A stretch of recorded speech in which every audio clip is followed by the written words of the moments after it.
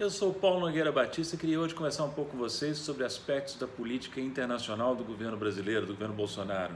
Infelizmente não tem nada positivo a dizer.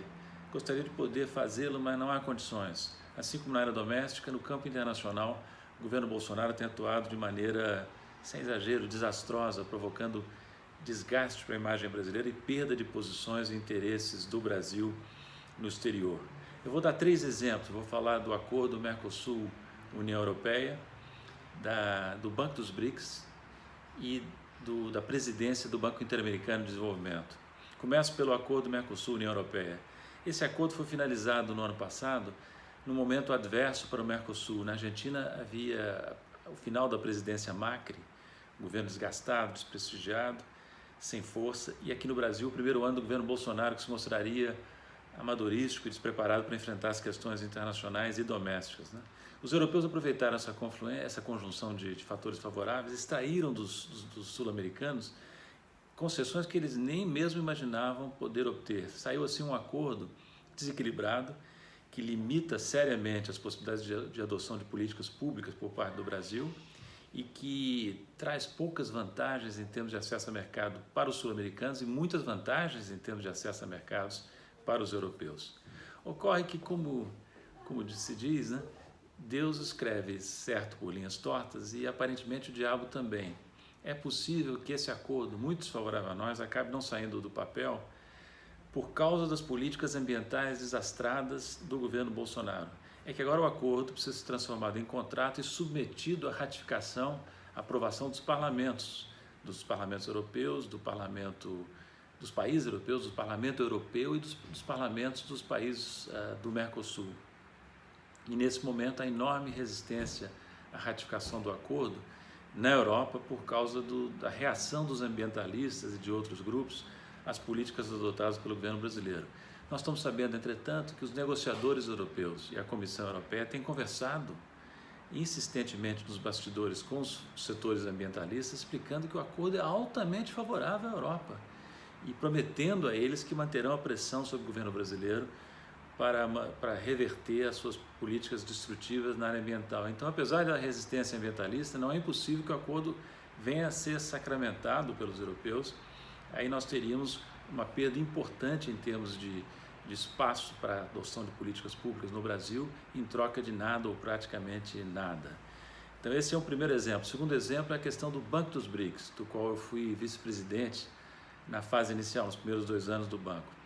Esse banco, quando estava sendo finalizada a negociação que levaria ao acordo, na cúpula dos BRICS em Fortaleza, em 2014, havia uma questão importante pendente. Qual dos 5 países dos BRICS, Brasil, Rússia, Índia, China e África do Sul, teria o direito de indicar o primeiro presidente do banco que se criaria, né?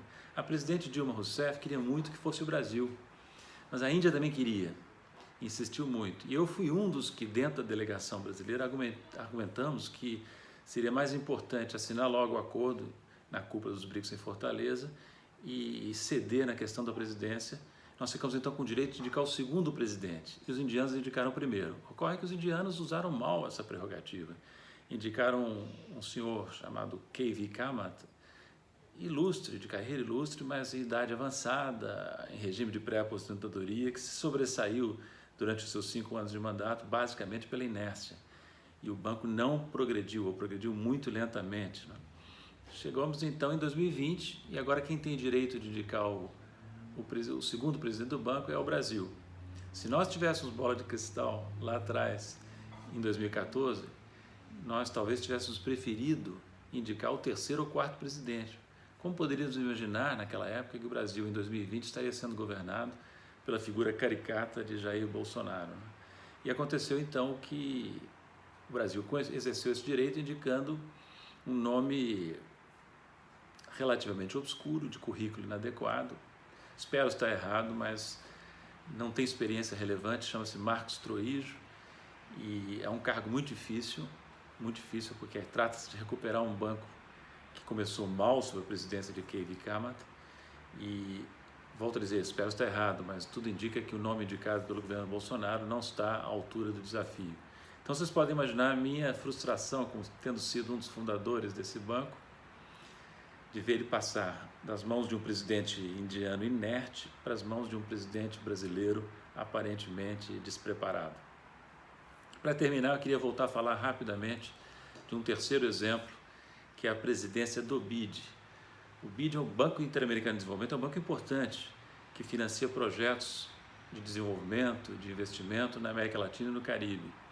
E nesse banco, o BID, existe uma regra não escrita que reserva a presidência do banco a um latino-americano. Assim como no FMI, a presidência está reservada a um europeu e no Banco Mundial a presidência está reservada também, por regra não escrita, a um americano. Isso nunca foi questionado, os americanos sempre aceitaram essa regra não escrita. E o Brasil agora julgou, pelo menos o Ministério da Economia julgou, que tinha a oportunidade de lançar um candidato brasileiro para a presidência do BID, que vai se resolver em breve, né? Aí o governo Bolsonaro, através do ministro Paulo Guedes, indicou um nome desconhecido, de novo, um nome relativamente obscuro, contando aparentemente com a relação especial, supostamente especial, entre Trump e Bolsonaro. De repente, todo mundo ficou surpreso de saber que os americanos tinham um nome a indicar, um cidadão americano para a presidência do BID, violando uma regra que sempre foi respeitada desde a criação do banco do BID em 1959, né? Então, uma perda importante para a América Latina. Isso tudo já se sabia. O que veio à tona semana passada, depois que eu falei do assunto com vocês no comentário da semana passada, é que aparentemente a ideia de lançar um candidato americano, estadunidense, à presidência do BID, teria partido do presidente brasileiro, do presidente Bolsonaro. O candidato lançado por Trump, que é um sujeito de extrema direita, que atuou dentro do governo americano na presidência Trump, aparentemente partiu do presidente brasileiro, por incrível que pareça. Numa entrevista recente, esse candidato americano afirmou que numa conversa telefônica recente, o presidente Bolsonaro teria dito ao presidente Trump: olha, nós estamos pensando em lançar um candidato brasileiro, já tinha lançado na verdade, mas se você quiser lançar um candidato americano à presidência do BID, o Brasil vai apoiar. Aí diz o candidato americano: nós começamos a considerar seriamente a ideia e o meu nome foi lançado para a presidência do BID. Então vocês vejam a que ponto chegamos, a que ponto qual a palavra que eu vou usar, de subserviência, porque viralatismo, a metáfora rodriguiana, Nelson rodriguiana do complexo vira-lata já não capta o que está acontecendo.